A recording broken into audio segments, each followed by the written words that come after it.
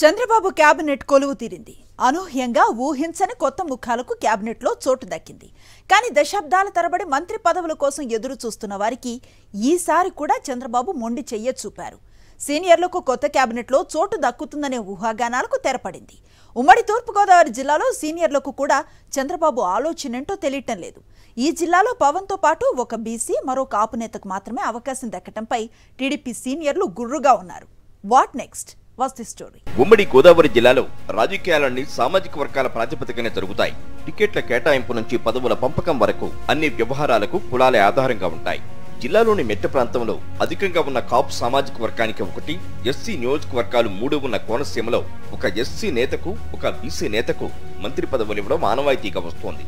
ఈ విధానాన్ని దాదాపు గతంలో ప్రతి అధికార పార్టీ అనుసరించింది. అయితే ఈసారి పరిస్థితిలో ఒక్కసారిగా మార్పు వచ్చినట్లు కనిపిస్తోంది. సీనియర్లకు మొండిచేయి చూపిన చంద్రబాబు రాజకీయంగా వారిని ఎలా సమన్వయం చేస్తారనే విషయంపై సందిగ్ధత వ్యక్తమవుతోంది. ఉభయ గోదావరి జిల్లాలోనూ రాజకీయాల గురించి తెలిసిన అందరికీ గోరంట్ల బుచ్చయ్య చౌదరి పేరు తెలిసే ఉంటుంది. తెలుగుదేశం పార్టీలో చంద్రబాబు కంటే సీనియర్ లీడర్ ఎవరన్నా ఉన్నారంటే అది బుచ్చయ్య చౌదరి అని చెప్పొచ్చు. ఇప్పటికి 10 సార్లు ఎన్నికల్లో పోటీ చేసిన బుచ్చయ్య చౌదరి 7 సార్లు అసెంబ్లీకి ఎన్నికయ్యారు. రాజమండ్రి రూరల్ నియోజకవర్గం నుంచి ఇప్పుడు వరుసగా 3వ సారి గెలిచారు. టీడీపీలో అత్యంత సీనియర్ అయిన బుచ్చయ్యకు ఈసారి ఖచ్చితంగా మంత్రివర్గంలో స్థానం కల్పిస్తారని భావించారు. కమ్మ సామాజిక వర్గానికి చెందిన నేత అయినా అవకాశం దక్కుతుందని అంచనా వేశారు.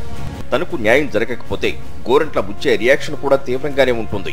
2014లో టీడీపీ అధికారంలో ఉన్నప్పుడు కేబినెట్ విస్తరణ జరిగిన సమయంలో తనకు పదవి దక్కకపోవడంతో పార్టీ అధినేత చంద్రబాబుపై బుచ్చయ్య తీవ్ర స్థాయిలో విరుచుకుపడ్డారు. పార్టీలో టికెట్లు అమ్ముకుంటున్నారని బహిరంగంగానే ఆరోపించారు.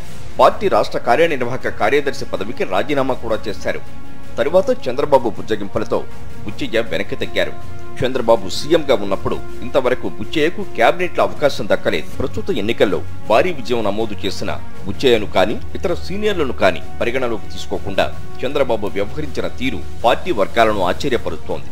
పార్టీలో సీనియర్ నేతలుగా గుర్తింపు పొందిన యనమల రామకృష్ణుడు, జ్యోతుల నెహ్రూ, నిమ్మకాయల చినరాజప్ప, బండారు సత్యానందరావు, వరుసగా 4 సార్లు విజయం సాధించిన వేగుళ్ల జోగేశ్వరరావులను కూడా పరిగణలోకి తీసుకోకుండా నూతనంగా ఎన్నికైన వాసంశెట్టి సుభాష్ కు కేబినెట్ లో చోటు ఇవ్వడంపై టీడీపీ సీనియర్లు ఏ రకంగా స్పందిస్తారో చూడాల్సి ఉంది.